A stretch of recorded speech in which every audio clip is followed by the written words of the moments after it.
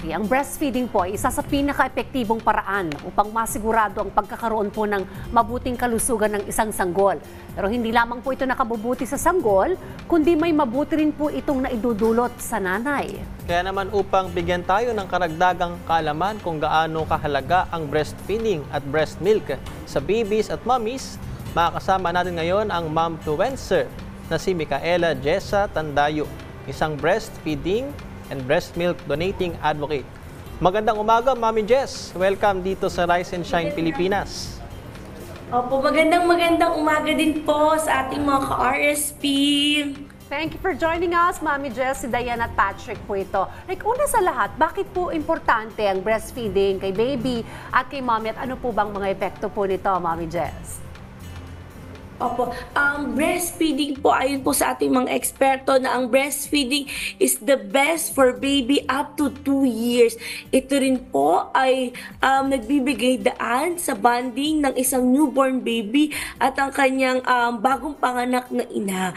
So through direct latch, sila po ay nagbabanding at nagbibigay ng connection sa kanilang dalawa. At ang breastfeeding po, ang napaka-importante at ang pinakamasustansyang pagkain po ni baby up to 2 years, lalong-lalo na po up to 3 months po, lalo na po kung pure breastfeeding, breast milk lang po ang iniinom ni baby, for sure,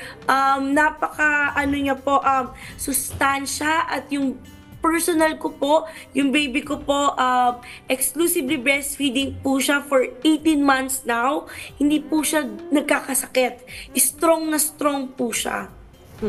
So, Mami Jess, ano yung nagpugyok sa'yo para maging isang breastfeeding and breast milk donating advocate? Opo, nag-start po ako, I was only 3 weeks postpartum. Nakakapanganak ko po until meron po kaming kaibigan na nagtanong po sa akin na pwede ko ba silang bigyan ng gatas. During that time, I only had 3 bags po of breast milk sa freezer, and then sinabi ko po, yes, I'm willing. Until I can, magdodonate ako. Until nagsunod-sunod na po siya. At naging determinasyon ko po yon sa aking sarili na I will pump more. I will pump more milk and magpapump ako ng schedule at kakain ako ng mga masustansyang pagkain, papalakasin ko ang aking milk production para po maitulong ko po sa mga batang nangangailangan.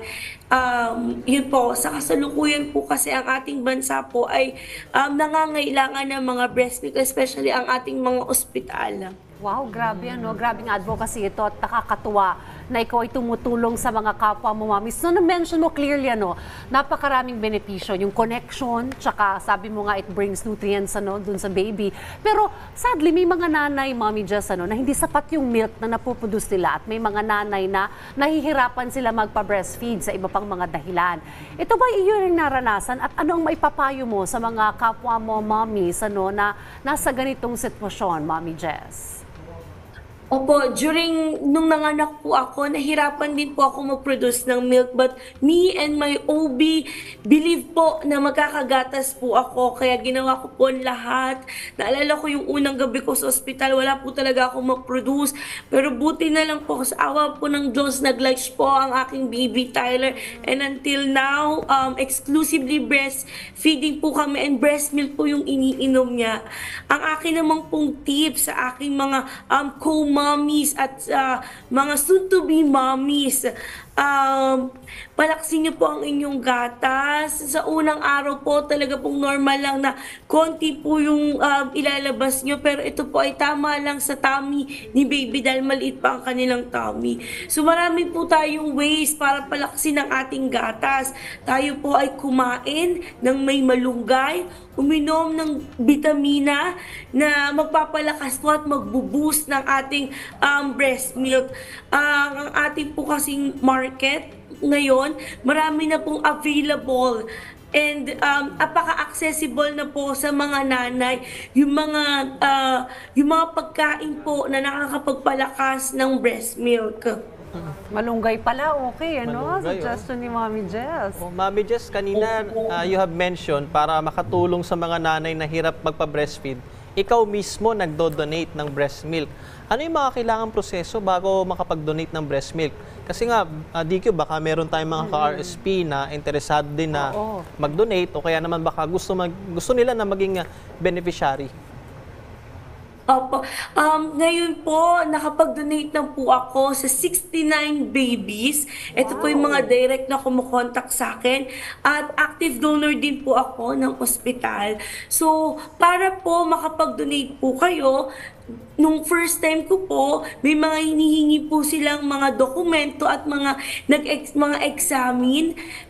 In my case po, valid pa po yung mga ginamit ko nun sa ospital. And from time to time, nagpapacheck po ako para siguraduhin po na yung binibigay ko pong gatas sa ating mga little ones ay tama po at valid po yung aking breast milk. So if gusto po nilang mag-donate, they can contact po their LGUs or yung mismong LGUs na po ang nagpo-provide ng mag-e-examine po sa kanila. And yung iba naman po, nanghihingi po talaga sila at nagbibigay po sila ng mga breast milk bags para hindi na rin po mahirapan yung mga magdo-donate. So, ang PGH po ay lagi pong calling for donation kasi marami pong bata ang may sakit, hindi lang po mga newborn, ang nangangailangan po talaga ng breast milk at ang kanilang tanging way lang po para makakain ay breast milk lamang. Alright, meron ba kayong community, Mommy Jess, para dun sa mga kapwa mo mommies? Para kunwari may mga questions sila o baka you're sharing kumbaga tips patungkol dito sa inyong advocacy. Meron bang community na pwede salihan or ikaw din mismo, ano ba yung mga social media accounts mo na pwede nilang i-follow at i-contact ka? Opo. Dahil po dito sa aking advokasya, gumawa po ako ng mga content na makakatulong sa aking mga first-time mom.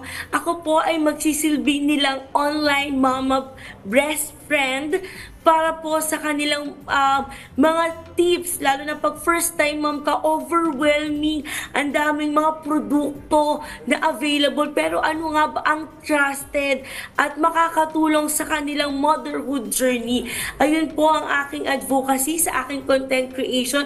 Yon, sana po i-follow po nila ako para more tips, especially for breastfeeding.